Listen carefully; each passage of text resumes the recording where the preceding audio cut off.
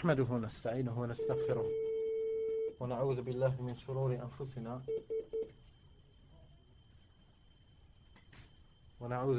شرور أنفسنا ومن سيئات أعمالنا من يهديه الله فلا مضل له ومن يضلل فلا هادي له وأشهد أن لا إله إلا الله وحده لا شريك له وأشهد أن محمدا عبده ورسوله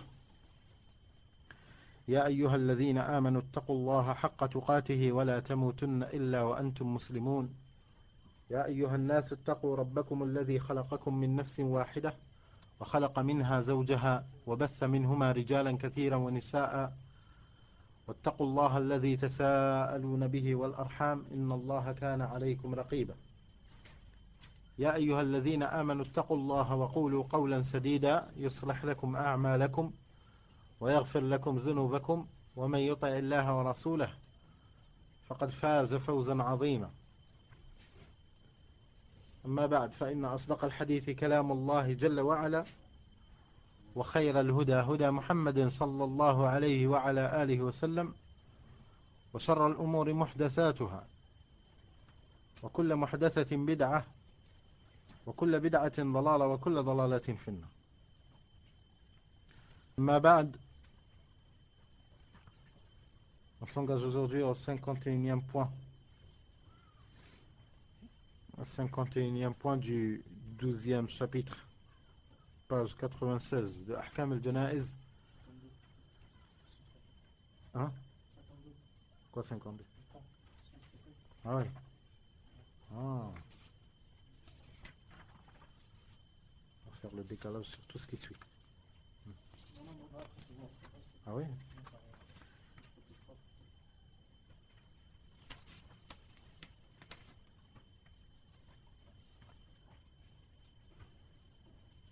Quand est-ce que ça va? Ils ont fait 2 fois 51. Hein? Et après ils se sont repris où? 53? Eh ben non.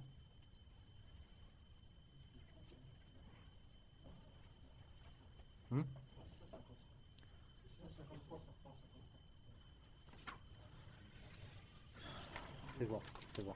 Tourne.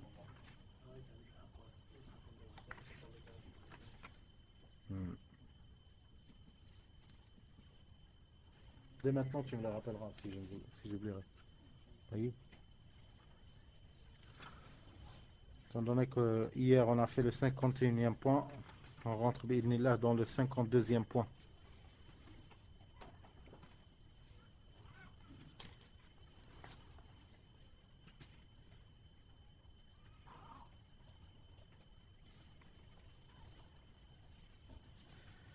Le 52e point du livre des funérailles de Cheikh Nasr al-Din al-Albani rahimahullah ta'ala. قال الشيخ رحمه الله تعالى لكن الأفضل المشي خلفها.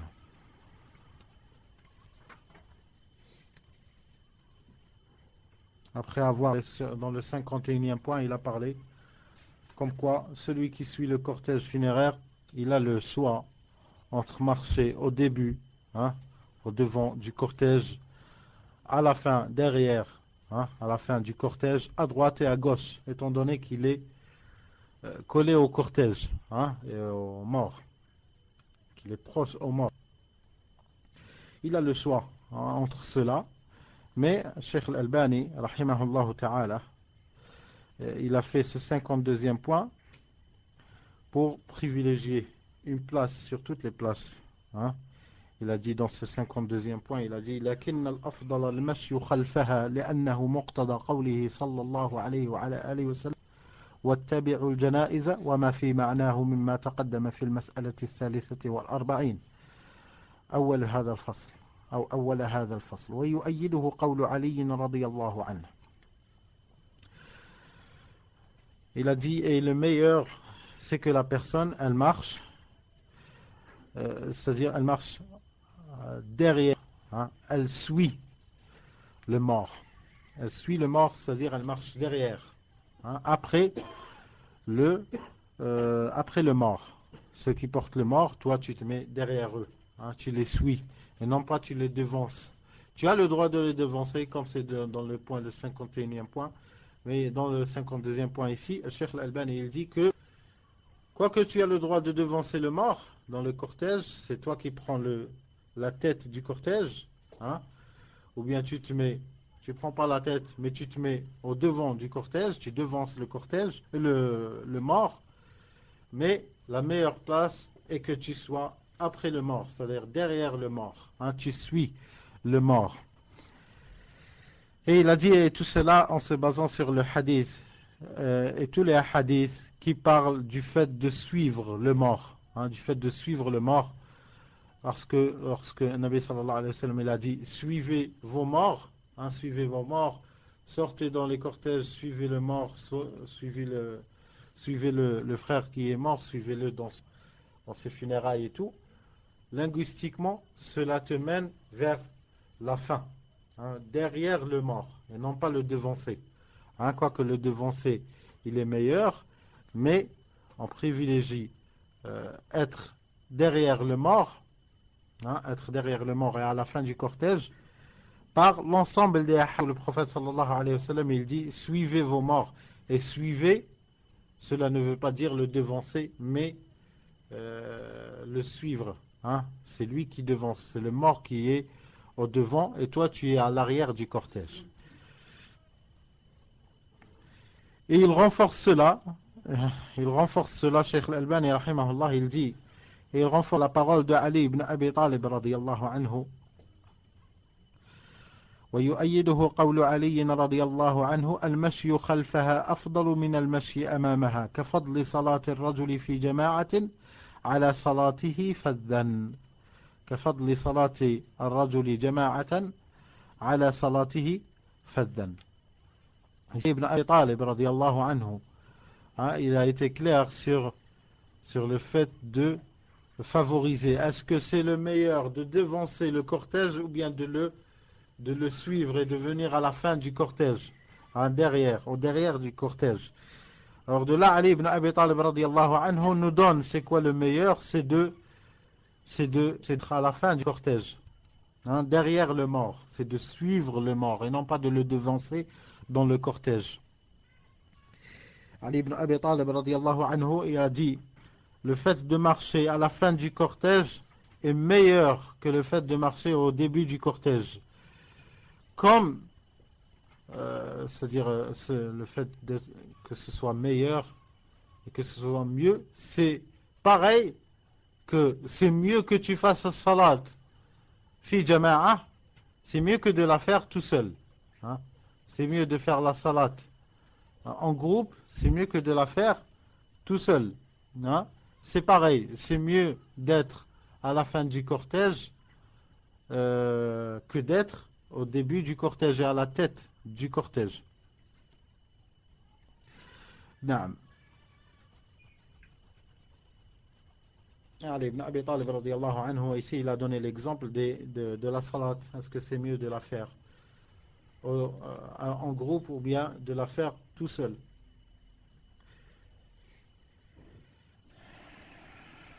Bien sûr, c'est un sujet de divergence. Il faudra le savoir. Il faudra le savoir que ce n'est pas une unanimité entre les savants que faire salat en groupe, est-ce que c'est une condition de l'acceptation de la salat ou bien c'est une obligation, si tu le délaisses tu seras pécheur, ou bien c'est une permission de le faire en groupe et c'est une permission de le faire tout seul, de faire la salat, les 5 prières, de la faire tout seul. Ça, c'est un sujet de divergence, quoique l'avis le plus puissant et le plus fort, c'est de la faire en groupe. Hein, c'est de la faire en groupe.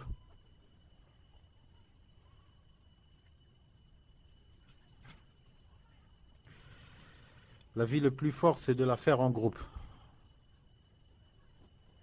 Et il faudra toujours avoir dans sa tête que c'est un sujet où il y a une divergence énorme entre les savants. Il y a une divergence énorme entre les savants, entre les 11 imams de l'islam. Hein? De As-Sahaba radiyallahu anhum jusqu'à nos jours, les savants, ils sont en divergence.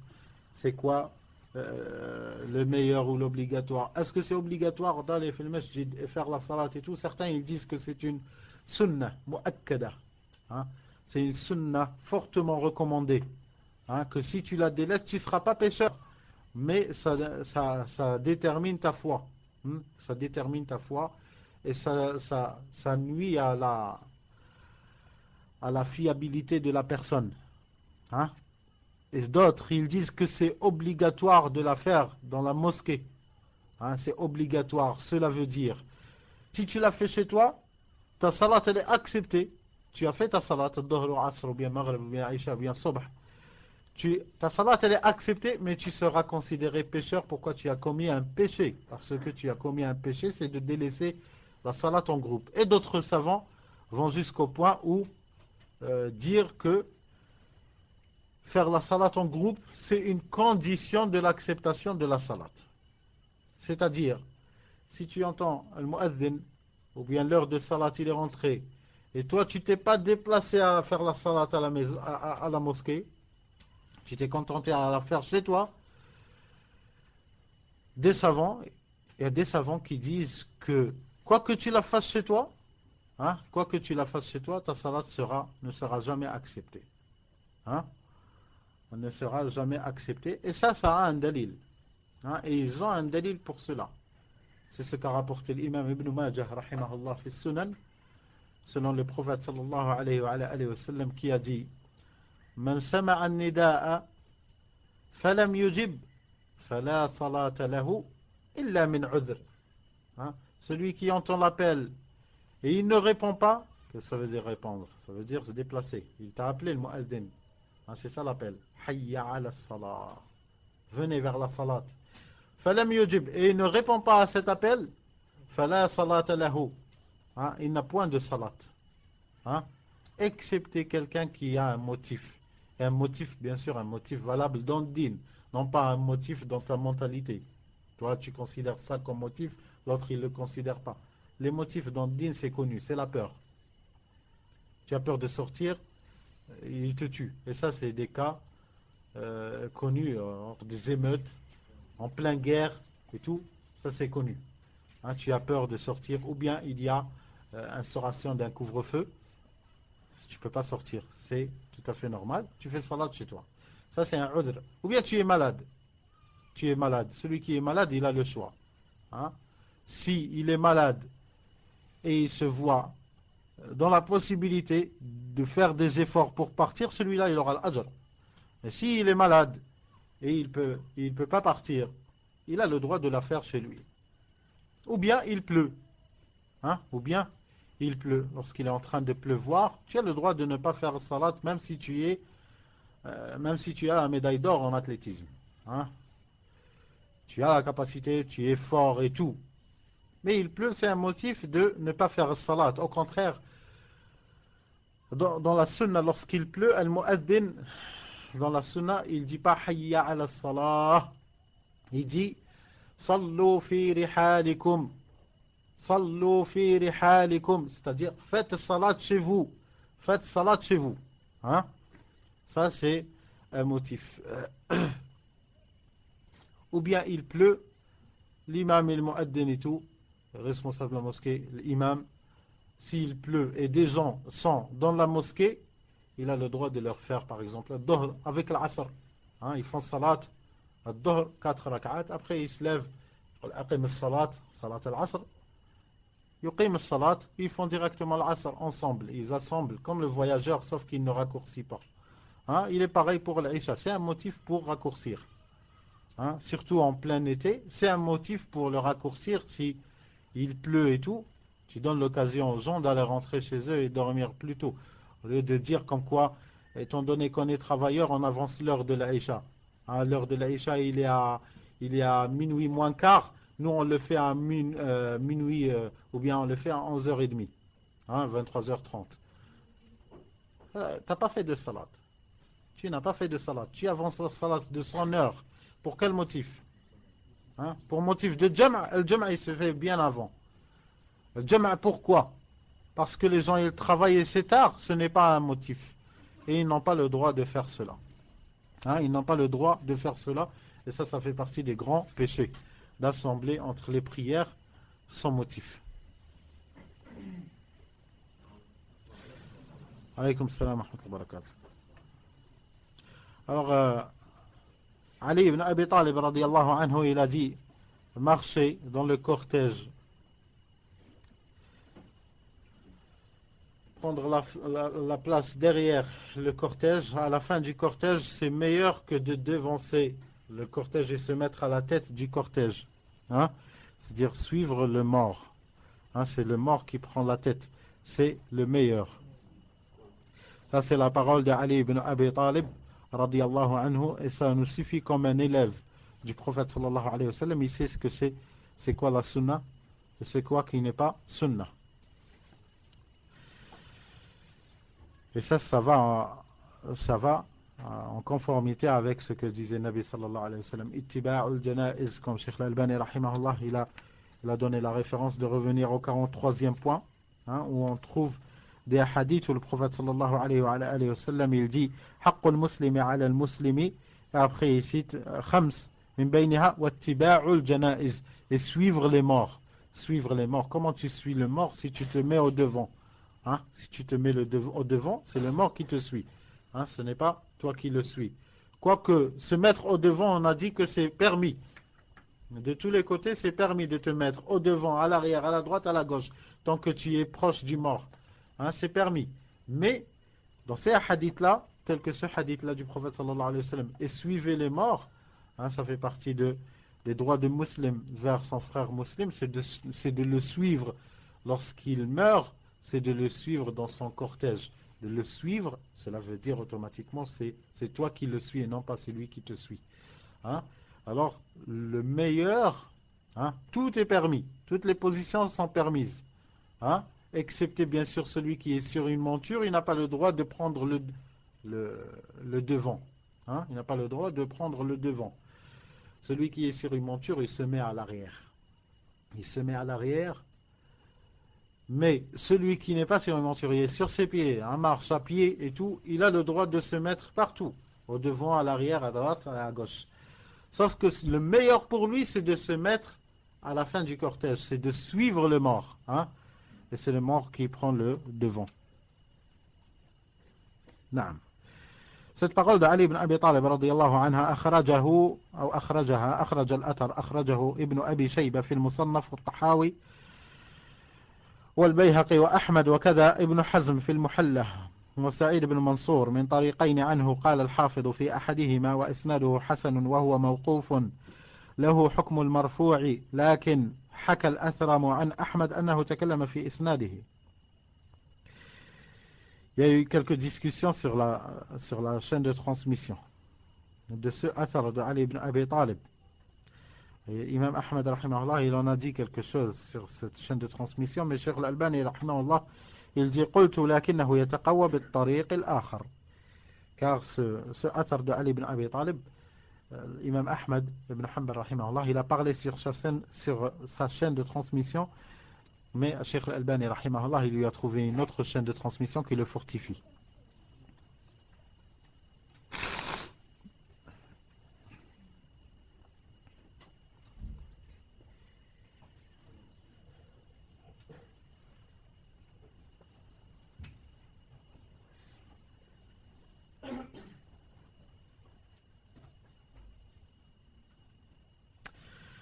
نعم. قال il y a une note que Cheikh Al-Albani rahimahullah il a fait une note. قال الشوكاني عقب كلمته السابقة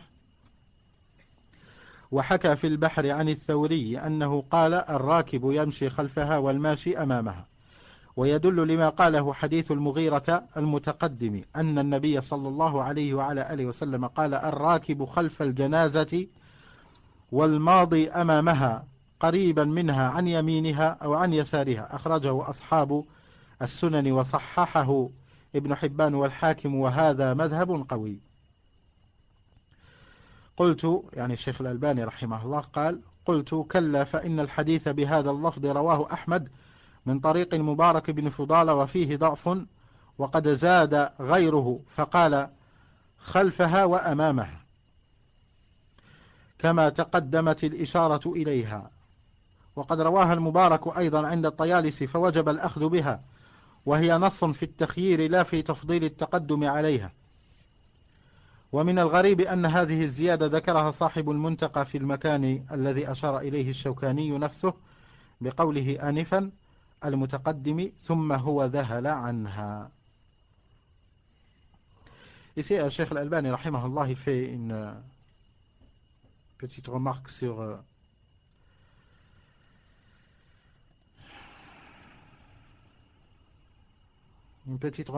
l'imam Al-Shawkani, rahimahullah,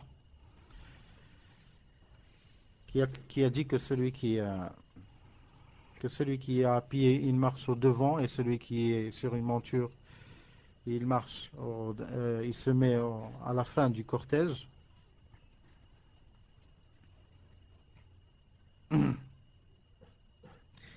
En utilisant une version des hadiths qui n'est pas si claire. Où l'imam Shawkani, rahimahullah, il a fait le choix. Mais Cheikh Al-Albani, rahimahullah, il a ramené la chaîne de transmission complète et il a affaibli celle de Shawkani, rahimahullah, pour la cause de Mubarak ibn Fudala.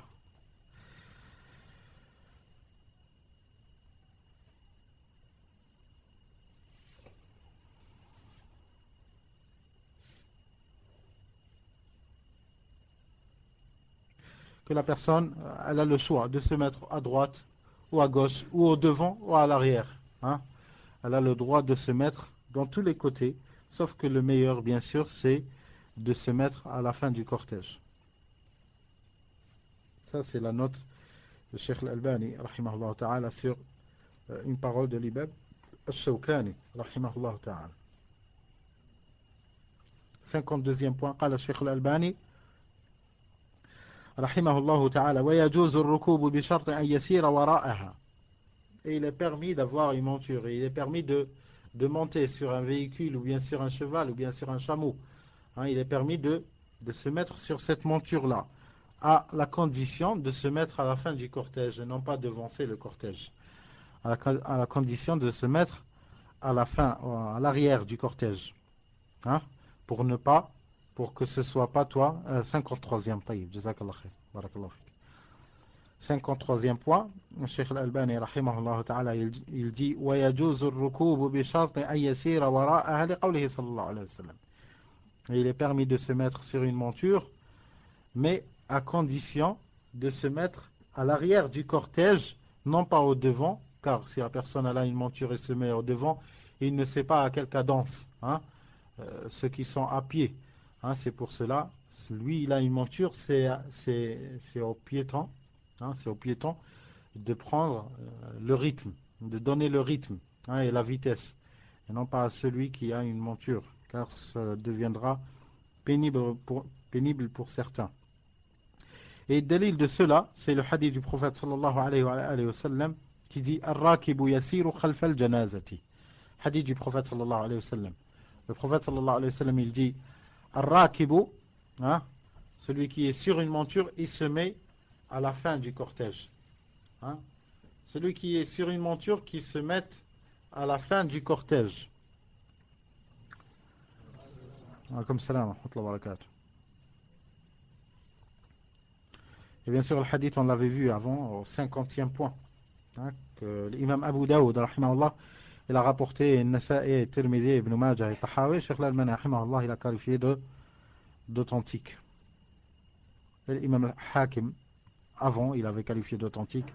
Et il a suivi l'imam Al-Dhahabi, rahimahullah ta'ala. Ala ar-rakibu yasiru khalfa al-janazati. وقد مضى ذلك بتمامه في المسألة 50. لكن الأفضل المشي لأنه المعهود عنه صلى الله عليه وسلم، ولم يرد أنه ركب معها، بل قال ثوبان رضي الله عنه إن رسول الله صلى الله عليه وعلى آله وسلم أتي بدابة وهو مع الجنازة فأبى أن يركبها، فلما انصرف أتي بدابة فركب فقيل له فقال إن الملائكة كانت تمشي فلم أكن لأركب وهم يمشون فلما ذهبوا ركبت. أخرجه أبو داود والحاكم والبيهقي. وقال الحاكم صحيح على شرط الشيخين ووافقه الذهبي وهو كما قالا. وفي رواية للحاكم وغيره عن ثوبان قال خرج رسول الله صلى الله عليه وعلى آله وسلم في جنازة فرأى ناسا ركبانا فقال ألا تستحون إن ملائكة الله على أقدامهم وأنتم على ظهور الدواب. وسندها ضعيف وروي موقوفا. وقال البيهقي إنه أصح. قلت ومداره مرفوعا وموقوفا على أبي بكر بن أبي مريم وهو ضعيف. Alors on a dit que dans ce 53e point, Cheikh Al-Albani rahimahullah ta'ala il a dit comme quoi le fait de monter sur une monture est permis, mais à la condition de se mettre à la fin du cortège. À la condition de se mettre à la fin du cortège, à l'arrière du cortège.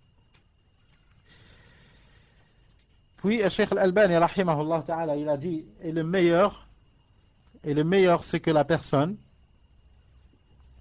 ne monte pas sur une monture, qu'elle reste à pied, le meilleur, et non pas que c'est interdit de monter comme on avait bien dit.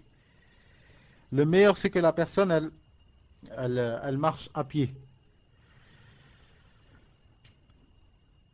Et c'était l'habitude du prophète sallallahu alayhi wa sallam qu'il marche à pied, qu'il suit le cortège à pied. Et il n'a jamais été rapporté comme quoi le prophète sallallahu alayhi wa sallam a suivi un mort en étant sur une monture. En étant sur une monture, sur un chameau, ou bien sur une mule, ou bien sur un âne, ou bien sur quelque chose. Un Nabi sallallahu alayhi wa sallam n'a jamais été rapporté sur lui alayhi salatu wa sallam comme quoi il a suivi un cortège en étant sur une monture. Il était toujours à pied. Il était toujours à pied. Alaykum salam wa rahmatullahi wa barakatuh.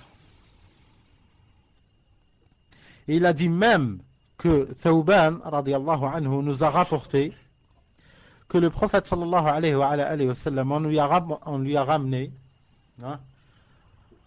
le prophète sallallahu alayhi wa sallam on lui a ramené une monture, dab.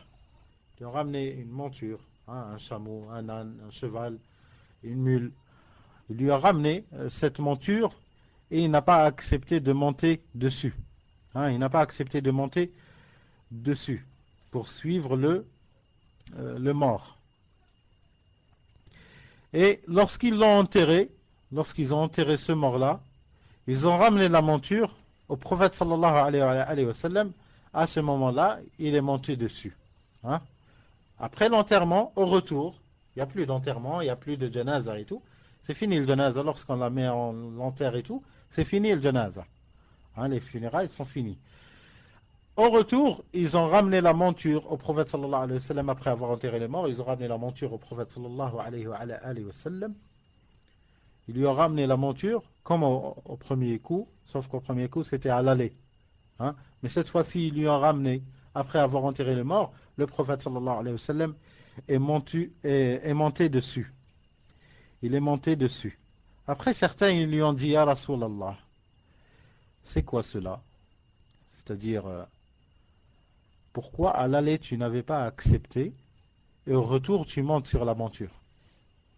Le prophète sallallahu alayhi wa sallam, il leur a répondu, il leur a dit, j'ai vu les anges qui marchaient dans le cortège. Alors il ne m'appartenait pas de les voir marcher et moi sur une monture. Regardez la modestie du prophète sallallahu alayhi wa sallam. Khayrul khalq. Meilleur des créatures, sallallahu alayhi wa sallam. Mais en voyant des anges marcher à pied, il lui était permis.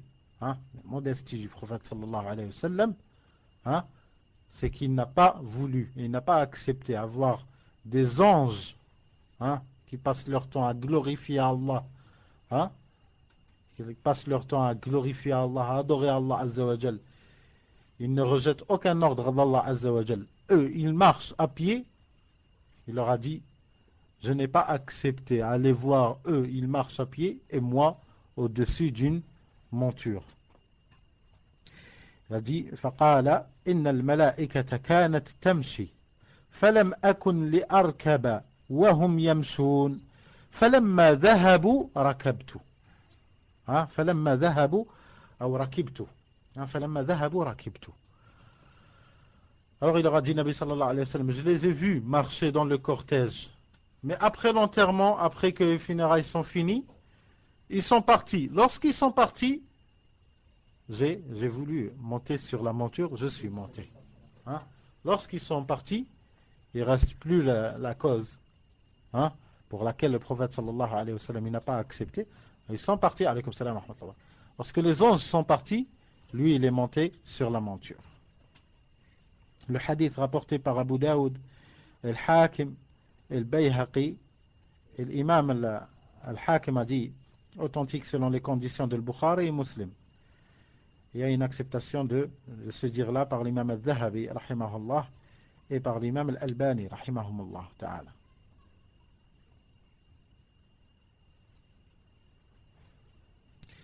Et Cheikh Al-Albani, rahimahullah, il a cité une version, dans la même histoire, une version, sauf que c'est une version où Nabi sallallahu alayhi wa sallam, comme quoi la version cite comme quoi Nabi sallallahu alayhi wa sallam, il avait vu des gens sur des montures, puis Nabi sallallahu alayhi wa sallam, soi-disant, il a dit à ces gens-là qu'ils étaient sur leur monture, il leur a dit, n'avez-vous pas honte?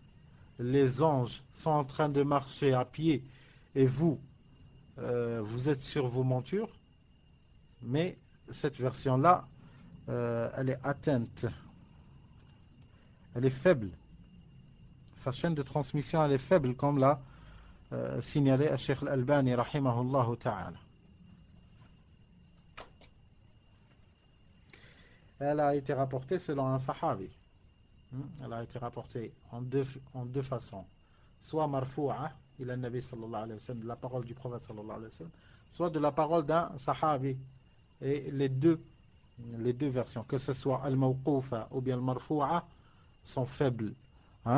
Parce que la cause de cette faiblesse-là se trouve dans les deux versions. Al-marfou'a ou al-mawqoufa, qui est Abu Bakr ibn Abi Maryam, qui est faible.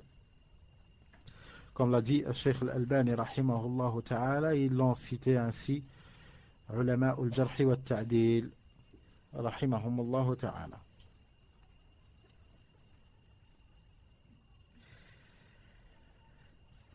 « 54e point. Et dans ce hadith-là, avant de partir au 54e point, dans ce hadith-là, on peut déduire beaucoup de leçons à apprendre et tout. Et parmi les leçons à apprendre, ceux qui disent comme quoi, il y a des mubtadi'ah, il y a des innovateurs qui disent, dans l'aqidah, ils disent que les anges ne sont pas des créatures comme nous on les conçoit. Ces mubtadi'ah, ils disent les anges, c'est les pensées du bien qui se trouvent dans la tête de la personne. Et les démons, c'est les mauvaises pensées qui se trouvent. Ça, c'est les philosophes. Les philosophes, déjà,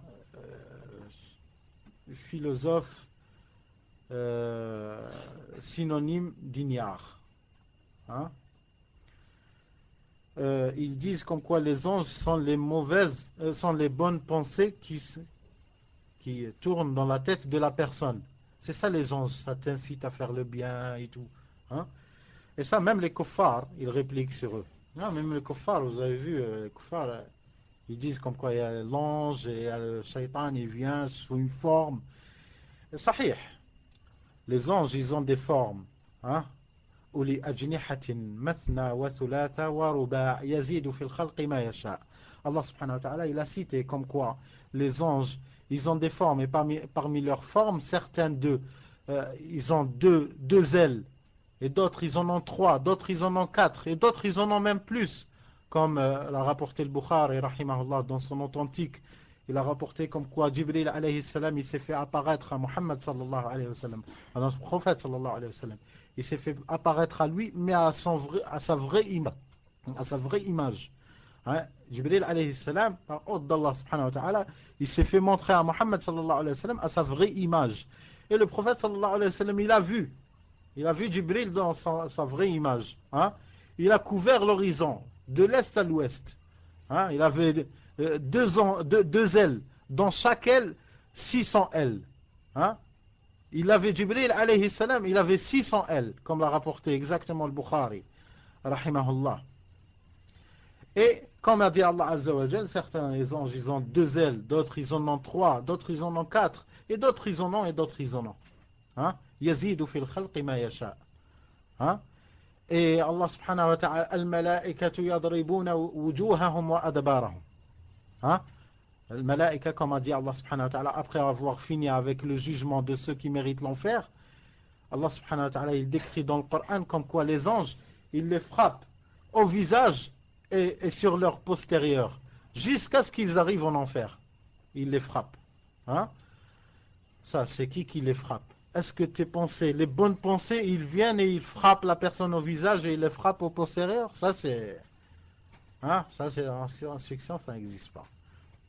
C'est qui a des ailes? Hein? C'est qui a 600 ailes? Hein?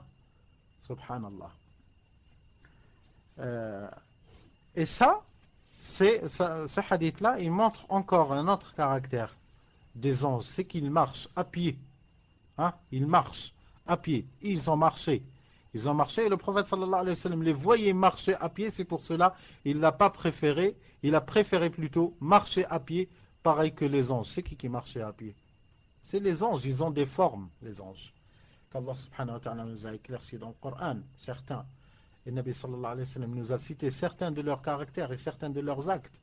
Hein, et certains de leurs formes. Hein?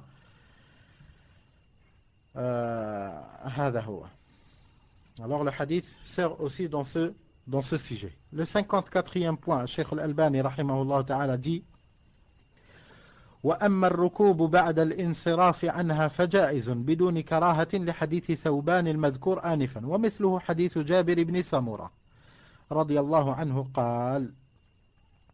Il a dit, Cheikh Al-Albani rahimahullah, le fait de monter sur une monture après la fin, comme on a vu, après la fin des funérailles et tout, il est permis. Hein? Il est permis sans aucune peine et sans se reprocher rien. Et ce n'est pas détestable. Hein? Ce n'est même pas détestable de monter sur sa monture après la fin des funérailles. Comme on a vu avec le hadith de Thawban, et il a dit Cheikh Al-Albani rahimahullah, et aussi il y a le hadith de Jabir ibn Samura radiyallahu anhu قال صلى رسول الله صلى الله عليه وسلم على ابن الدحداح ونحن شهود وفي رواية خرج على جنازة ابن الدحداح ماشيا رضي الله عنه ماشيا ثم أتي بفرس عري فعقله رجل فركبه حين انصرف فجعل يتوقص به ونحن نتبعه نسعى خلفه وفي رواية حوله قال فقال رجل من القوم إن النبي صلى الله عليه وسلم قال كم من عذق معلق أو مدلى في الجنة لابن الدحداح. Hadith rapporté par Muslim, et c'est sa citation, et Abu Daoud, rapporté aussi par Abu Daoud, et Nasa'i, et Tirmidhi, l'a authentifié, le Bayhaqi, et Tayalisi, et l'imam Ahmad, avec plusieurs versions selon Simak ibn Harb. selon Simak ibn Harb, anhu, يعني عن جابر ibn Samura رضي الله عنه. قال والرواية الثانية للنسائي والزيادة فيها للترمذي في أحدى روايتيه ومعناها للطيالسي والرواية الثالثة لأبي داود والترمذي ولمسلم والبيهقي وأحمد في رواية لهم والزيادة الأولى للنسائي والأخرى لأبي داود وهي نص في أنه صلى الله عليه وسلم ركب بعد انصرافه من الجنازة وقد خفي هذا على أبي الطيب صديق حسن خان فاستدل في الروضة على أن المشيع للجنازة مخير بين أن يمشي أمامها أو خلفها بهذا الحديث فقال إن الصحابة كانوا يمشون حول جنازة بن الدحداح. وهذا خطأ من وجهين: الأول أنه ليس في الحديث ما ذكره، بل هو صريح في أنهم كانوا يمشون حول النبي صلى الله عليه وسلم، ولا تلازم بين الأمرين كما هو ظاهر. الثاني أن ذلك كاف عند الانصراف.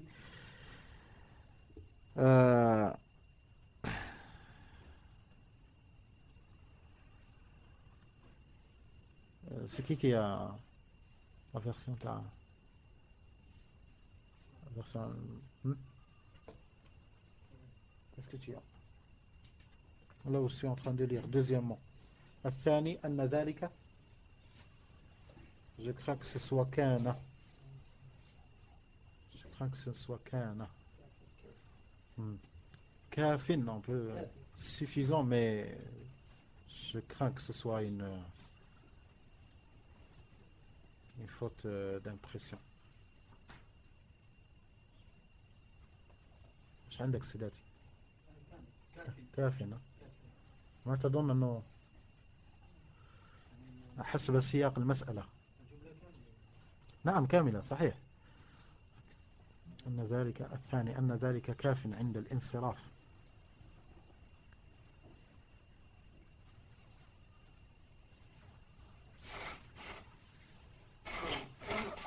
كان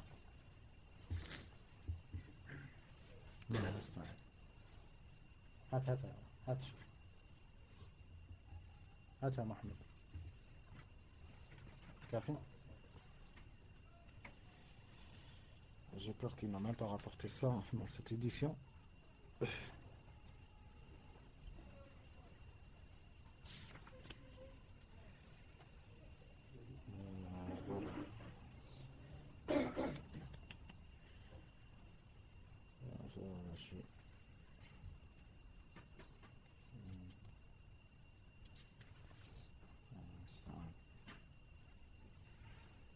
Non, pas ça.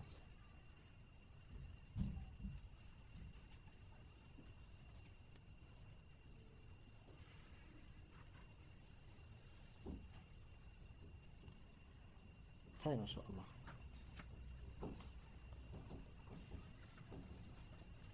On va la lire ainsi. الثاني أن ذلك كاف عند الإنصاف من الجنازة. كيف؟ كاف نعم، لأنه يكفي يعني بعد تشييع الجنازة. ولأن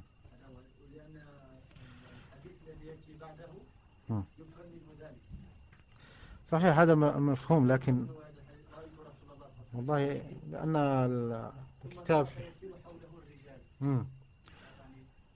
لأنه عقب على صديق حسن خان. عليكم السلام ورحمة الله وبركاته. لأنه عقب على صديق حسن خان، لأن صديق حسن خان ما رأى الفرق هل هو قبل أم بعد. إذن لو قرأناها كان لا يكون يعني موافقا لتعقيب الشيخ الألباني على صديق حسن خان، ولكن معليش خير إن شاء الله، نقرأها على ما هي عليه. خير إن شاء الله. Vous l'avez même, vous l'avez Kafin, j'ai vu.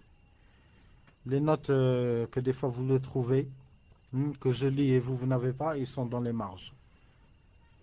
Je l'ai dans la marge. نعم. عليكم السلام ورحمة الله وبركاته.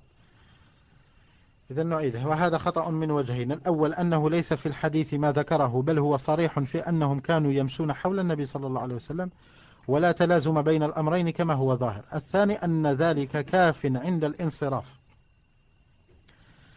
أن ذلك كاف عند الانصراف من الجنازة كما سبق.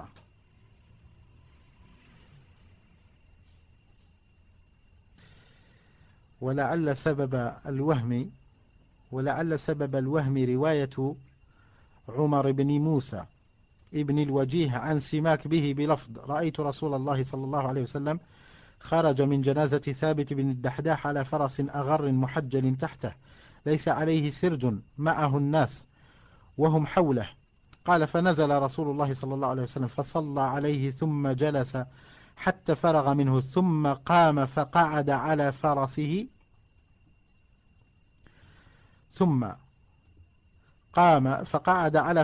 ثم انطلق يسير حوله الرجال.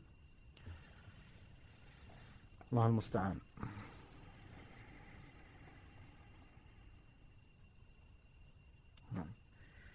ثم قام فقعد على فرسه ثم انطلق يسير حوله الرجال. En tous les cas, tout ça, c'est une réplique de Cheikh Al-Albani, rahimahullah ta'ala. Après qu'on a dit qu'il y a le hadith de Thawban, radiyallahu anhu, sur le fait que celui qui a une monture, que Nabi sallallahu alayhi wa sallam préférait marcher à pied, et il montait sur la monture après la fin des funérailles, après la fin de l'enterrement.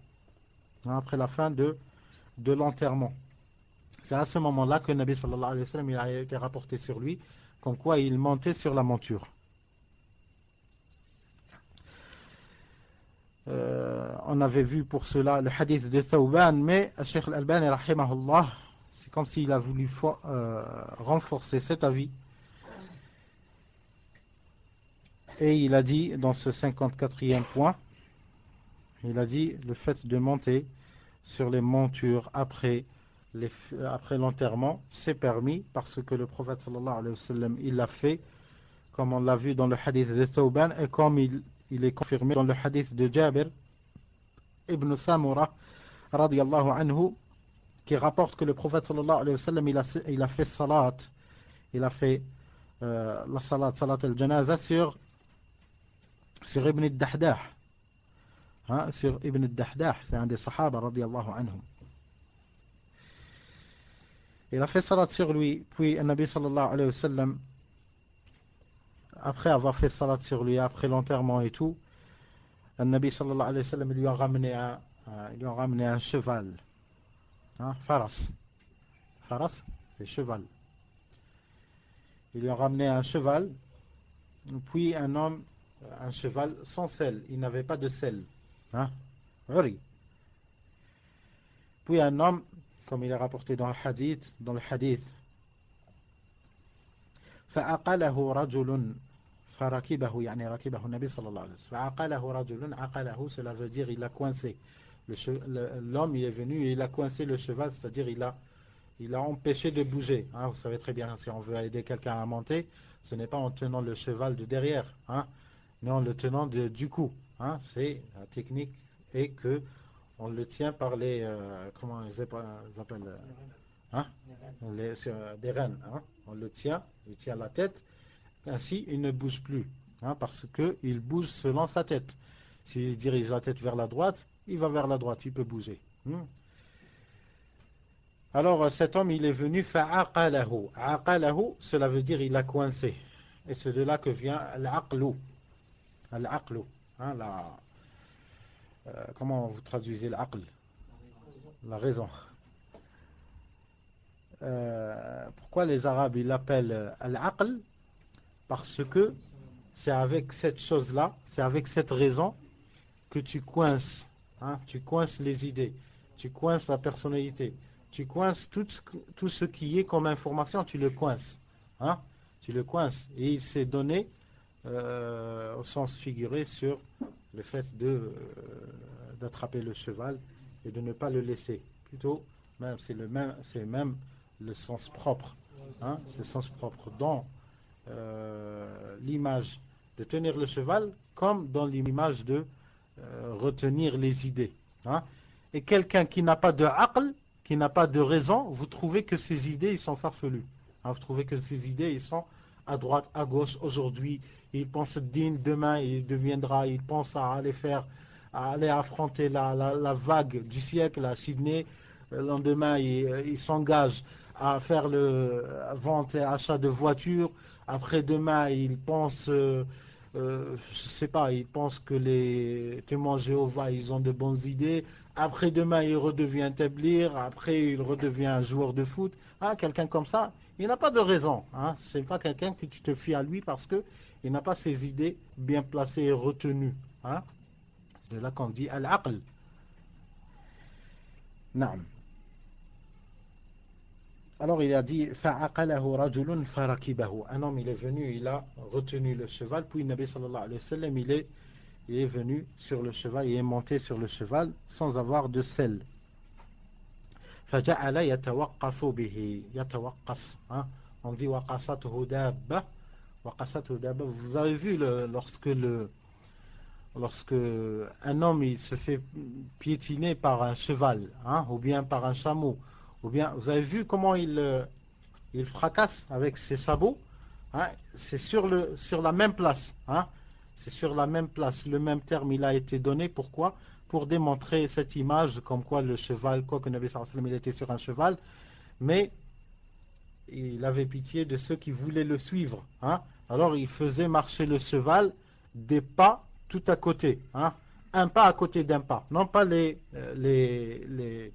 vrais galops du cheval, sinon allez le retenir, mais Nabi sallallahu alayhi wa sallam il retenait et il contrôlait la démarche du cheval, le galop, les galops du cheval, il les retenait, Nabi sallallahu alayhi wa sallam, il les contrôlait, il les maîtrisait, et le cheval il ne faisait que des pas, un pas qui est trop proche de l'autre, pour que les sahaba le suivent. فجعل يتوقص به ونحن نتبعه. S'il dit ونحن نتبعه et nous on le suivait, cela se comprend normalement, mais les Arabes ils savent tellement parler, ils ont la langue tellement riche qu'ils utilisent des termes pour chaque chose. Allez utiliser un terme ainsi en français, comment il fait des pas tout à côté sans dire comme quoi il danse. Un cheval il danse et une femme elle danse, c'est quoi ça? C'est ça l'honneur de la femme? On a fait imiter à un cheval.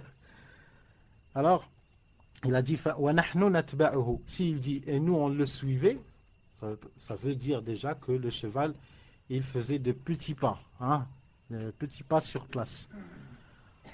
وَنَحْنُ نَتْبَعُهُ نَسْعَى خَلْفَهُ. Il marchait, le cheval c'est sûr que quoi que tu le retiennes, il marche doucement, c'est sûr, mais c'est une vitesse pour l'être humain, c'est un petit peu... Alors il a dit وَنَحْنُ نَتْبَعُهُ نَسْعَى خَلْفَهُ. On le suivait, mais précipitamment. Précipitamment. Sans courir. وفي رواية حوله ونحن حوله. Et nous on était autour du prophète sallallahu alayhi wa sallam. Alors une des versions, elle a été mal comprise par Siddiq Hassan Khan. Siddiq Hassan Khan, Malik Bahubal. C'est un Indien. Siddiq Hassan Khan, il est connu. Avant, il n'était pas sur l'aqida salafiyya, aqidat ahl al-sunnah wal jama'a. Il était atteint par quelques bid'a de asha'ira et tout, mais il était en contact avec les savants. Un savant, il était en contact avec les savants. Qu'est-ce qu'il a gagné? Il a gagné comme quoi il lui faisait tellement un nasiha comme Ibn Mani' rahimahullah. Il y avait des correspondances entre eux d'Arabie Saoudite en Inde. Il y avait des correspondances. Et il y a une célèbre lettre d'Ibn Mani' à Siddiq Hassan Khan où il lui disait comme quoi, masha'Allah, les livres, on entend parler de la da'wa que tu fais en Inde et tout, masha'Allah et tout, jazakallah khair. Après tout ça, après leur avoir cité ceux qui leur parvient en Arabie Saoudite des efforts de Siddiq Hassan Khan, il lui a dit comme quoi, sauf qu'il y a quelques petites remarques sur certaines choses dans l'aqida. On t'invite à revoir cela dans les livres d'Ibn Taymiyyah et d'Ibn Qayyim rahimahullah ta'ala. Puis il a pris le conseil, il a pris nasiha Siddiq Hassan Khan, malgré la science qu'il a et tout, il s'est rabaissé. Il y a tout le profit. Lorsque tu donnes l'écoute à un savant, il y a tout le profit. Au kibar al-ulama, lorsque tu leur donnes l'écoute, il y a tout le profit. Même s'ils t'engueulent, même s'ils te rabaissent dans l'image, dans les yeux des gens. Si vous vous rappelez, je ne sais pas si vous vous rappelez, l'imam Ahmad ibn Hanbal rahimahullah, lorsqu'il était avec Shafi'i, son cheikh, Shafi'i rahimahullah, il montait sur la mule, il montait sur sa mule, c'est une monture tout à fait normale, c'est pas comme nous, on voit un homme sur une mule maintenant, on va dire, ah là là, c'est quoi ça, c'est tout à fait classe chez eux, c'est mieux que d'être à pied. Une mule déjà c'est mieux qu'un âne. Alors il était sur sa mule. L'imam Ahmad rahimahullah, un de ses élèves, comment il était? Il montait derrière lui? Ou bien il ramenait lui-même sa mule? Non. L'imam Ahmad, qu'est-ce qu'il faisait? Il prenait les rênes de la mule. Il les prenait. Il prenait un côté. Et il faisait marcher la mule. Et en même temps il posait quelques questions à Shafi'i. Il retirait la science. C'est une manière comment tu retires. Tu te fais approcher du cheikh, tu patientes sur lui et tout. Hein, tout ça pour qu'il te donne un hadith. Dans un mois, déjà, masha'Allah.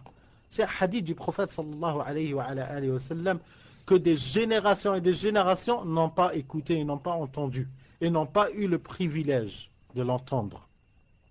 Peut-être une kalima, hein, comme il disait certains salafs, il disait peut-être le mot qui m'apportera le profit, Yawm al-Qiyamah, peut-être je ne l'ai pas encore écrit. C'est pour cela que j'écris toujours la séance. Jusqu'au jour où Allah il me facilitera d'écrire quelque chose qui me fera le déclic dans mon cœur et je m'arrangerai une fois pour toutes. C'est pour cela les savants toujours ils écrivaient la science. Alors l'imam Ahmad, regardez cette image. Hein? Cette image, peut-être certains ils vont dire non, pour nous tu la vois comme s'il se rabaissait. Non, c'était à leur époque, ils voyaient comme s'il s'était rabaissé à l'imam Shafi'i. Et la preuve, c'est que dans l'histoire même, il y avait Abu Zakaria, Yahya ibn Ma'in, imam al-Jarh wa al-Ta'dil. Imam al-Jarh wa al-Ta'dil. Il est venu, il a dit à l'imam Shafi'i, il est venu, il a dit à Ahmad ibn Hanbal. Ibn Ma'in, il a dit à Ahmad ibn Hanbal, il a vu, Ibn Ma'in, il a vu Ahmad ibn Hanbal dans cette image, en train de tirer les laisses et tout. Qu'est-ce qu'il a dit, Ibn Ma'in? Il a dit à l'imam Ahmad, il lui a dit, Ya Ahmad, à ce point-là, à ce point que tu tires les laisses de la mule, de Shafi'i, je t'ai rabaissé à ce point-là.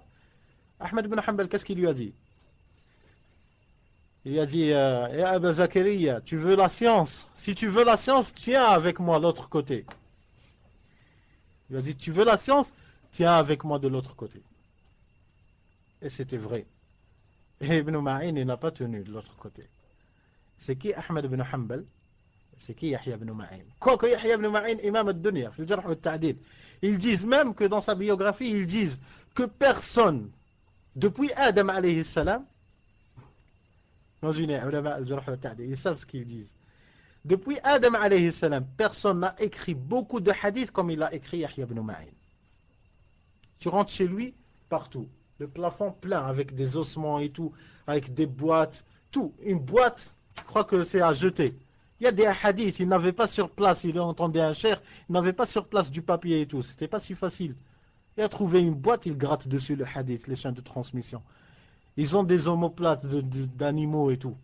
Hein, des côtes. Wallah, des côtes comme ça, tu trouves des hadiths dessus. Ahl al-hadith. Hein? Mais malgré ça, malgré les efforts de Yahya ibn Ma'in, s'il avait tenu l'autre laisse avec l'imam Ahmad, il aurait gagné beaucoup de choses dans l'ilm. C'est pour cela, imam Ahmad ibn Hanbal, imamun fi sunnah wa imamun fi hadith, imamun fi al-aqida, imamun fi al-fiqh, imamun fi al-mawaqif, imamun fi al-sabr, imamun fi al-zuhd, imamun fi al-wara. C'est qui lance le défi à Ahmad ibn Hanbal? Les charlatans de Sophia. Sophia, ils disent, vous n'avez pas de mystique. Mystique, tu parles de mystique. Ahmad ibn Hanbal, lorsqu'ils l'ont lâché, il faisait qiyam al-layl, des centaines de raka'at. Ibada. Kathrat al-ibada, ala sunnah. Ala sunnah. Toi, si tu fais 2 raka'at, selon la sunnah, sans un égarement, déjà, on t'a trop demandé. Hein? Masha'Allah.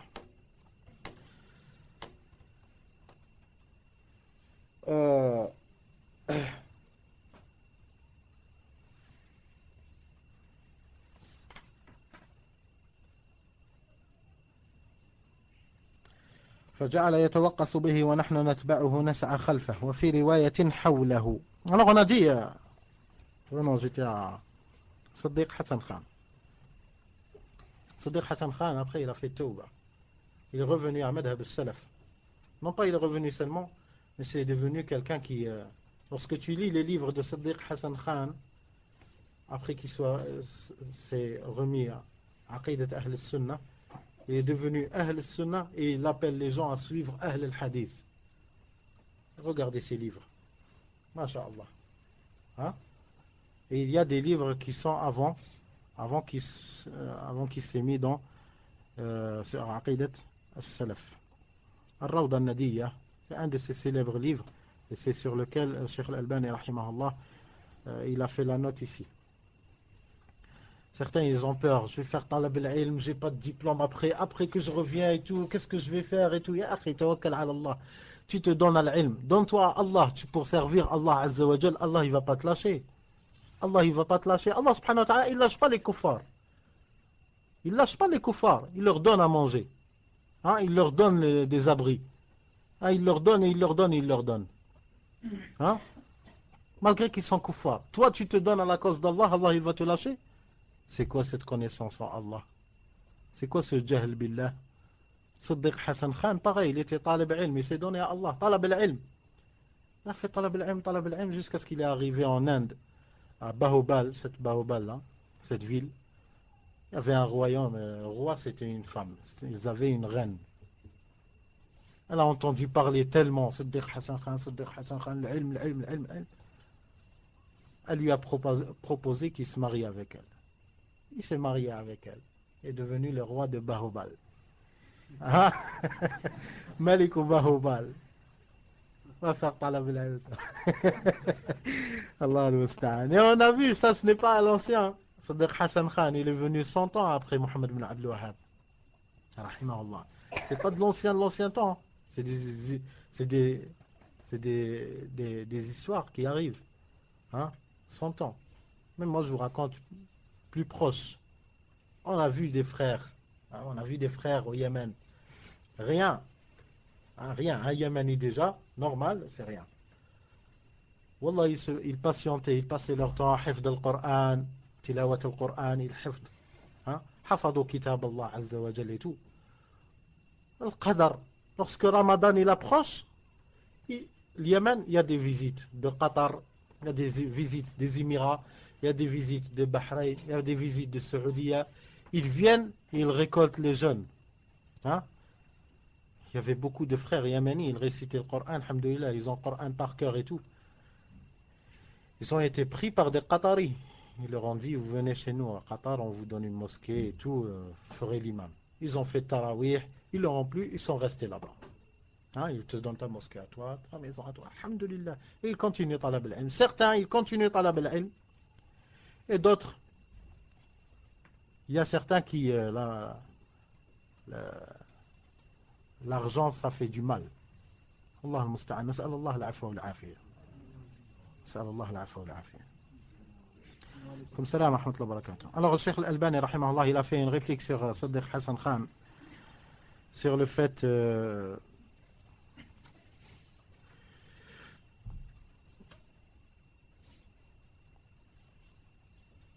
est-ce que c'était avant ou c'était après qu'il soit monté sur la monture, avant l'enterrement ou après l'enterrement. Et sa compréhension, la compréhension de Siddiq Hassan Khan, rahimahullah, comme quoi ils étaient autour de lui, les Sahaba, ils étaient autour de lui, ça veut dire autour du mort, alors qu'en vérité, ils étaient autour du prophète, sallallahu alayhi wa ala alihi wa sallam.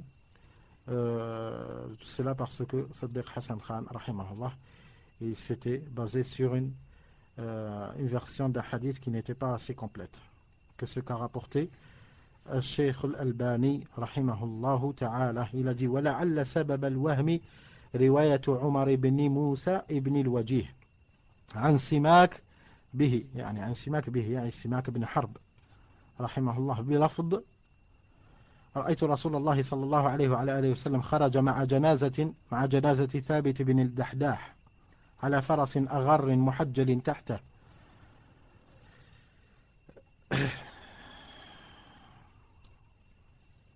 تحته ليس عليه سرج معه الناس وهم حوله. قال فنزل رسول الله صلى الله عليه وسلم فصلى عليه ثم جلس حتى فرغ منه ثم قام فقعد على فرسه ثم انطلق يسير حوله الرجال. Dans cette version-là, c'est le même hadith, hein, mais dans cette version-là, il y a des rajouts, hein, que le prophète sallallahu alayhi wa sallam, comme quoi il a dit, le prophète sallallahu alayhi wa sallam, il est sorti à l'enterrement de Thabit ibn al-Dahdah, la même histoire, hein, sur un cheval. Le prophète sallallahu alayhi wa sallam, il est sorti à l'enterrement sur un cheval, hein, premièrement comme faute, sur un cheval. Laysa alayhi sirj ma'ahu an-nas wa hum hawlah, les gens ils étaient autour de lui, autour du cercueil. Qala fa nazala, autour de, pas le cercueil du mort. قال فنزل رسول الله صلى الله عليه وسلم. Puis le Nabi sallallahu alayhi wa sallam, il est descendu de son cheval, ils l'ont enterré, puis le Nabi sallallahu alayhi wa sallam, il est remonté sur son cheval. Tout ceci n'a rien à voir avec la première version qu'on a vue, où le prophète sallallahu alayhi wa sallam n'est monté sur le cheval qu'après l'enterrement. Hein? Et ça, c'est ça, peut-être la cause de la mauvaise compréhension, c'est cette version-là qui est peut-être la cause de la mauvaise compréhension de Siddiq Hassan Khan, rahimahullah, comme l'a dit Cheikh Al-Albani, rahimahullah, sauf que cette version-là, elle n'est pas authentique, comme l'a cité Cheikh Al-Albani, il a dit, rapporté par ce hadith-là, il est rapporté par l'imam Ahmad, فهذا صريح في الركوب أثناء تشييعها أيضا ولكنه بهذا السياق باطل لأن عمر بن موسى هذا كان يضع الحديث فلا يحتج به عند الموافقة فكيف عند المخالفة. Il a dit qu'après avoir cité comme quoi cette version-là elle a été rapportée par l'imam Ahmad rahimahullah dans son Musnad, mais après Cheikh Al-Albani rahimahullah il a dit mais cette version-là dans sa chaîne de transmission on trouve Omar bin Moussa et c'est quelqu'un qui fabriquait les hadiths. Hein? Il faisait monter des hadiths de lui-même, il faisait monter des hadiths, soit il les montait de lui-même, le hadith tu trouves aucune trace, soit le hadith il a des traces comme dans ce cas-là, il a des traces et il existe vraiment, sauf qu'il lui rajoute des trucs, il veut l'embellir et tout, il rajoute de sa tête, il rajoute de son sac, il invente des trucs et c'est un menteur d'une autre façon de dire. Alors il a dit لأن عمر بن موسى هذا كان يضع الحديث كان يضع الحديث يعني وضع كان يضع الحديث فلا يحتج به عند الموافقة. Il a dit il n'est pas fiable lorsqu'il se met d'accord avec les autres, ceux qui sont fiables. Il n'est pas d'accord. Alors quoi dire lorsque il vient avec des choses que les gens qui sont fiables et tout ne rapportent jamais et lui il les rapporte. Alors quoi dire dans ce cas-là comme il est dans ce cas-là. Puis 55e point. 55e point, Cheikh Al-Albani rahimahullah ta'ala dit وأما حمل الجنازة على عربة أو سيارة مخصصة للجنائز وتشييع المشيعين لها وهم في السيارات فهذه الصورة لا تشرع البتة وذلك لأمور الأول أنها إلى dit الشيخ الألباني رحمه الله dans ce 55e point il a dit et ce qu'on voit et qu'on connaît comme quoi on porte les morts dans des véhicules, hein, dans une voiture ou bien dans des véhicules spéciaux pour l'enterrement, ce qu'ils appellent corbillard. Hein, ils le mettent dessus et tout. Et après, on le suit avec les voitures et tout.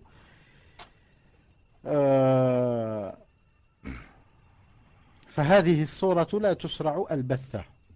لا تشرع البتة. Il a dit ça, ce n'est pas permis dans le din. Il a dit cette image, elle n'est pas permise dans le din. Et elle n'est pas légiférée. Pour des causes. Hein, pour des causes. Elle ne fait pas partie de din. Elle est interdite pour des causes. Première cause. قال أول أنها من عادات الكفار.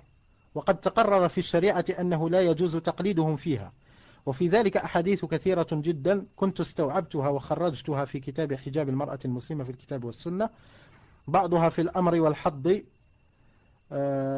على مخالفتهم في عباداتهم وأزيائهم وعاداتهم وبعضها من فعله صلى الله عليه وسلم في مخالفتهم في ذلك فمن شاء الاطلاع عليها فليرجع إليه.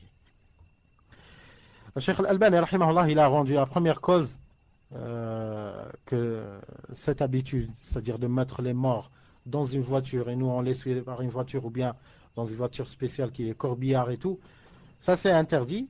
Pourquoi? Parce que ça fait partie des coutumes des kuffars, des coutumes des mécréants. C'est leur coutume à eux. Et il est bien éclairci dans la charia de l'islam, comme quoi on doit contredire les kuffars. Hein? On ne doit pas les suivre dans ce qui est propre à eux comme invention. Ça c'est une invention, mais ce n'est pas une invention qui sert à la vie mondaine seulement, car elle a une relation avec le din, hein, car elle a une relation avec le din qui est at-tashyi', le fait de suivre les morts. Hein, est-ce que c'est un sujet religieux ou pas?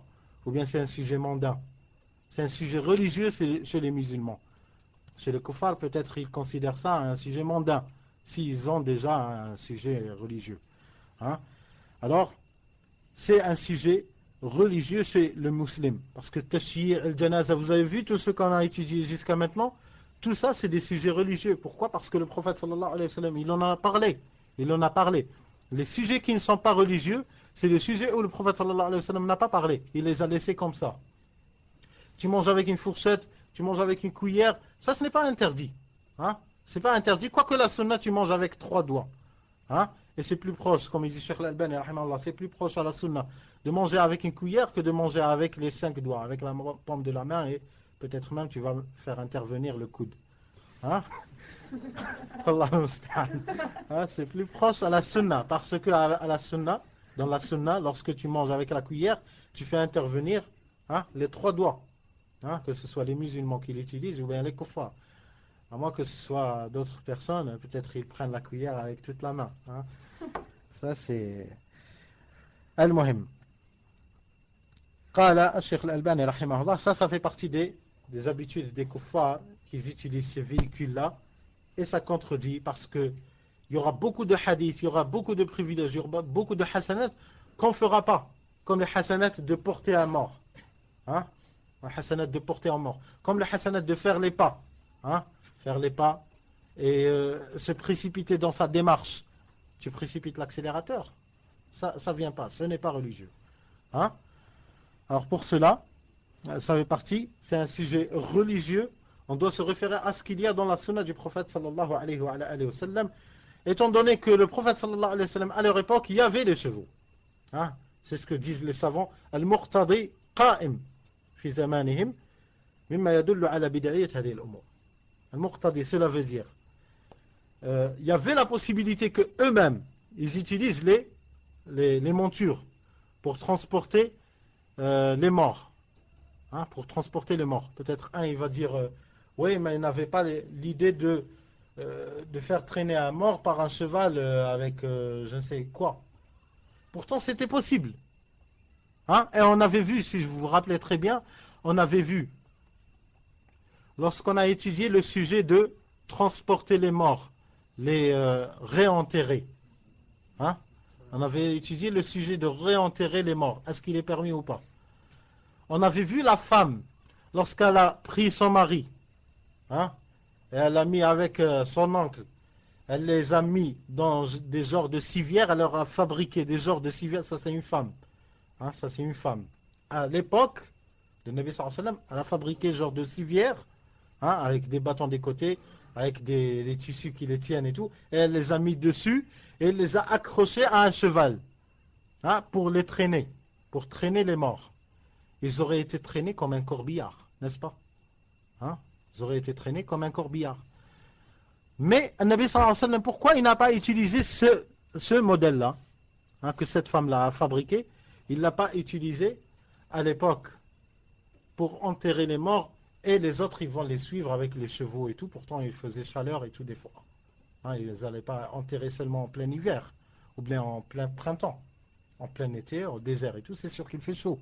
Mais malgré ça, ils n'ont pas utilisé ces moyens-là. Cela veut dire que ces moyens-là, moyens de corbillard, moyens de porter les morts et tout, c'était possible qu'ils le fassent, mais ils ne l'ont pas fait.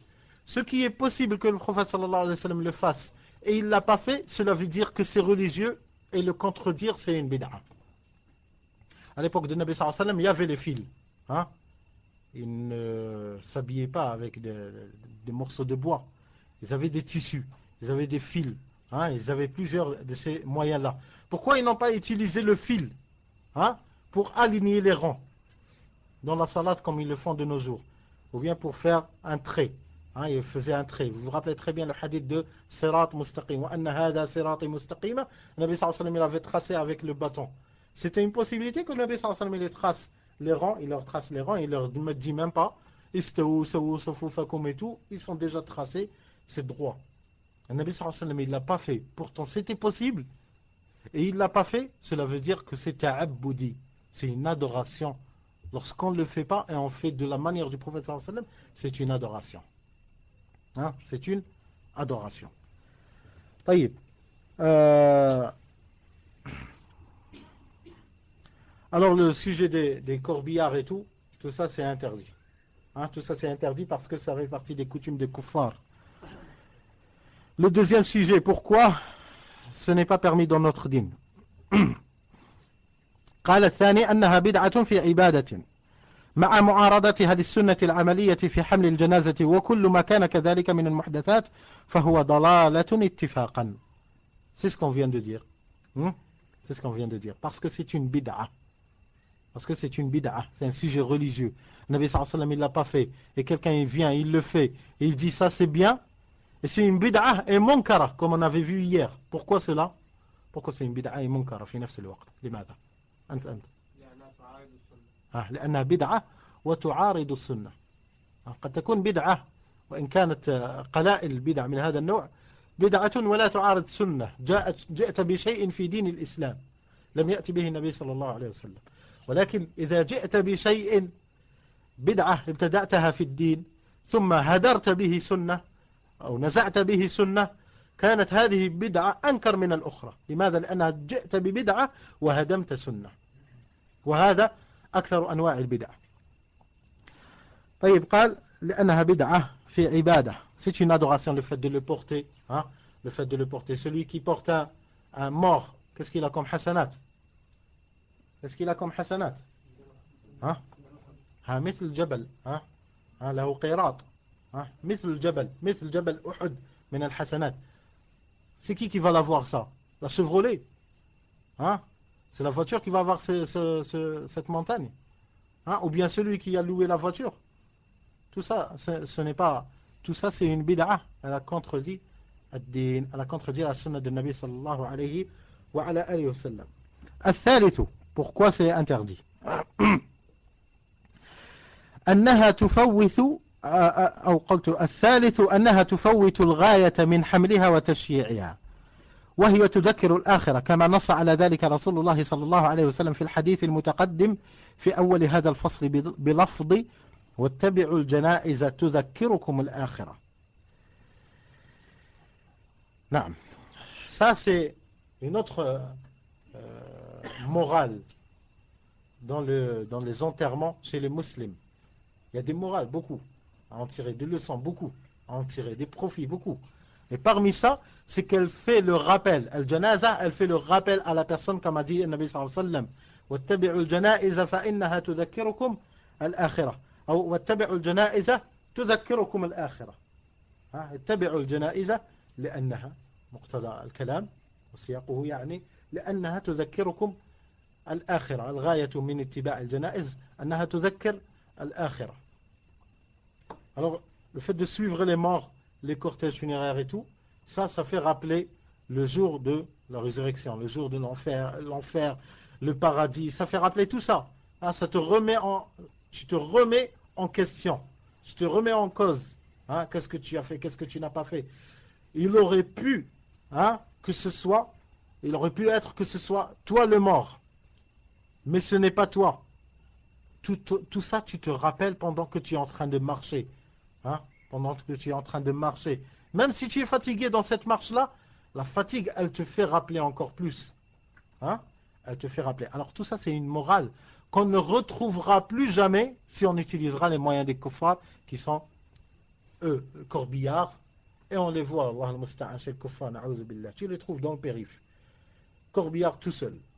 Il conduit, il l'emmène, il le jette, je ne sais où. Alors, قال الثالث أنها تفوت الغاية من حملها وتشييعها وهي تذكر الآخرة كما نص على ذلك رسول الله صلى الله عليه وعلى آله وسلم في الحديث المتقدم في أول هذا الفصل بلفظ واتبعوا الجنائز تذكركم الآخرة. أقول أن الشيخ الألباني رحمه الله يقول إن تشييعها على تلك الصورة مما يفوت على الناس هذه الغاية الشريفة تفويتا كاملا أو دون ذلك فإنه مما لا يخفى على البصير أن حمل الميت على الأعناق ورؤية المشيعين لها وهي على رؤوسهم أبلغ في تحقيق التذكر والاتعاظ من تشييعها على الصورة المذكورة ولا أكون مبالغا إذا قلت. الشيخ الألباني رحمه الله تعالى il dit que le fait de la porter comme il est dans la sunna, tout ça c'est un paysage et tout ça c'est une image qui te laisse réfléchir Lui, on le porte. Pourquoi? Parce qu'il est mort. Il ne peut plus bouger. On va le mettre où? Tu vas voir où est-ce qu'on va le mettre. Tu marches, tu marches, tu marches, tu marches. Tu arrives au cimetière, tu trouves un creux dans la terre, il le dépose, il jette de la terre sur lui, et après chacun il rentre chez lui. Allah al-Musta'an, quelle image. Hein? Quelle image. Même ses proches, les plus proches à lui. Hein? Les plus proches à lui. Le mari, il laisse sa femme sous terre, après il rentre chez lui. Le frère, il laisse son père, hein? Son père, qui était la cause qu'il est venu. Hein? Il le met sous terre et il rentre. Hein? Il va le laisser dehors. Dehors, ce sera pire pour lui. Il va le laisser aux chiens, ils vont le manger. Na'oudhu billah. Ikramul mayyiti dafnuh. Hein? Alors si tu veux privilégier la personne, si tu l'aimes vraiment, mets-la sous terre. Tu n'as pas d'autre choix. Regardez, hikmah min indillah azza wa jalla. Même si tu aimes la personne, si tu l'aimes vraiment, mets-la sous terre. Hein? Parce qu'elle sera le mieux. Tu la laisses sur terre, tu l'emmènes chez toi, tu vas voir que tu vas la négliger, même si tu ne le veux pas. Ça va commencer à se décomposer, ça va commencer à te donner des odeurs. Tu ne l'as pas privilégiée, tu ne lui as pas donné ce qu'elle méritait comme valeur. Alors si tu veux vraiment la respecter, tu la mets sous terre. Hein, tu la mets sous terre et après tu rentres chez toi. Tu n'as pas le choix. Tu n'as pas le choix, wal'iyadu billah. Nas'alullah al-afwa wal-afiyah. Hein? Kullu nafsin da'iqatul maut. Chacun mourra. Si tu l'emmènes aujourd'hui, peut-être celui qui est à côté de toi, le lendemain c'est lui. Si celui qui est à côté de toi, tu vas rester vivant, immortel, ça n'existe pas. Nuh alayhi salam, 950 ans. Mais il est mort. Moussa alayhi salam.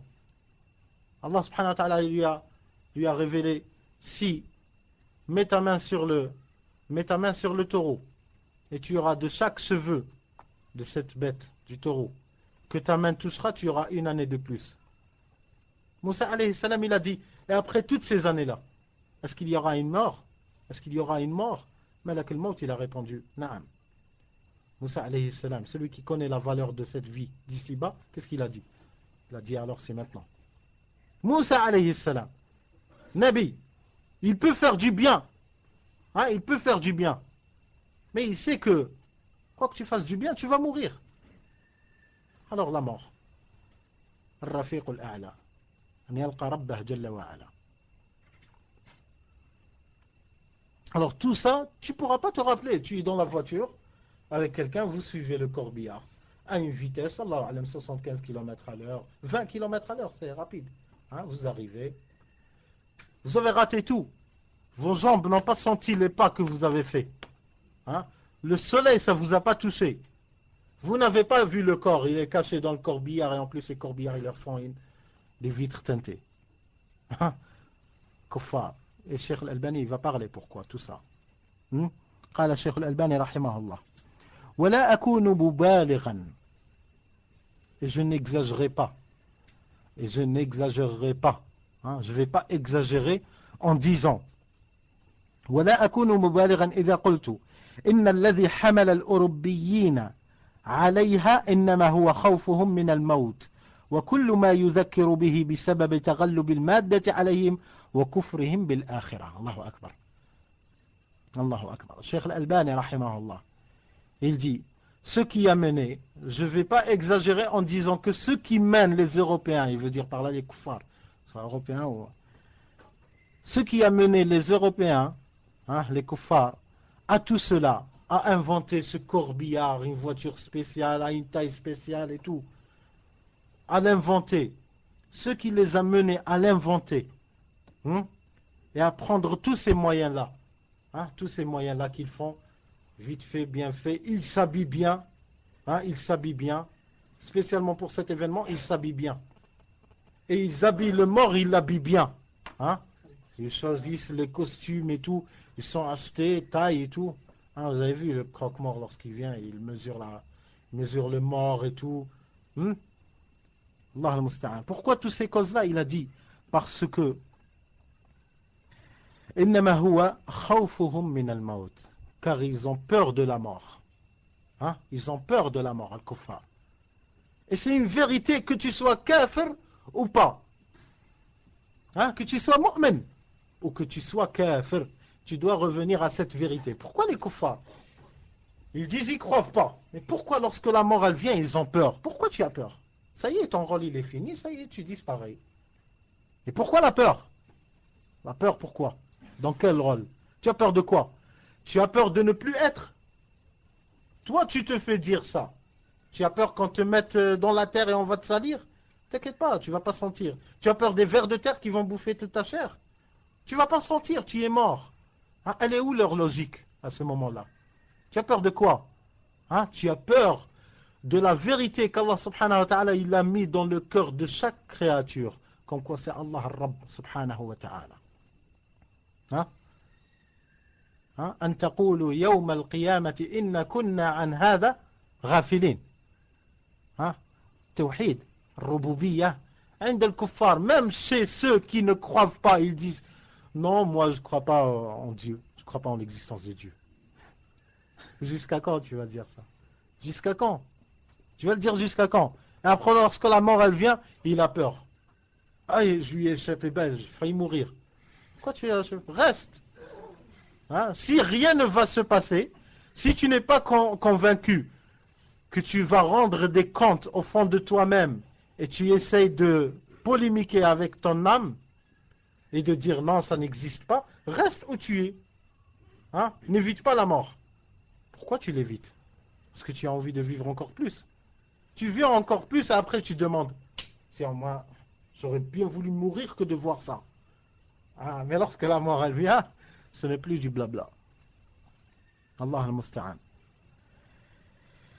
Alors, il a dit, tout ce que font les kuffars comme ingrédient pour banaliser la mort. Hein, pour banaliser la mort. Lorsque la personne a la peur de quelqu'un et est obligée de l'affronter et tout, qu'est-ce qu'il va dire? J'ai pas peur. T'as pas peur. Et c'est pas ta vérité. Et le kuffar, qu'est-ce qu'ils font? Ils font tout ça. Voitures luxueuses, corbillards, cercueils métallisés et tout, anti-corrosion et tout. Allah al-Musta'an. إنما هو خوفهم من الموت وكل ما يذكر به.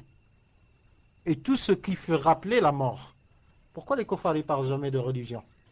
Hein? Pourquoi? Parce que ça fait rappeler toujours ça. Qu'est-ce que tu as fait? Hein? Le bien que tu as fait, le mal que tu as fait. Hein? إنما هو خوفهم من الموت وكل ما يذكر به بسبب تغلب المادة عليهم. Parce que le matériel, il a pris le dessus sur eux. Cheikh Al-Albani rahimahullah dit. Parce que le matériel, il a pris le dessus sur eux. Et ils ont mécru au jour de la résurrection. Hein? Ils ont mécru au jour de la résurrection. Allah المستعان. كم باقي وقت؟ طيب تم. طيب سبحانك اللهم وبحمدك أشهد أن لا إله إلا أنت أستغفرك وأتوب إليك. صلى الله وسلم وبارك على نبينا محمد وعلى آله وصحبه أجمعين. جزاكم الله خير.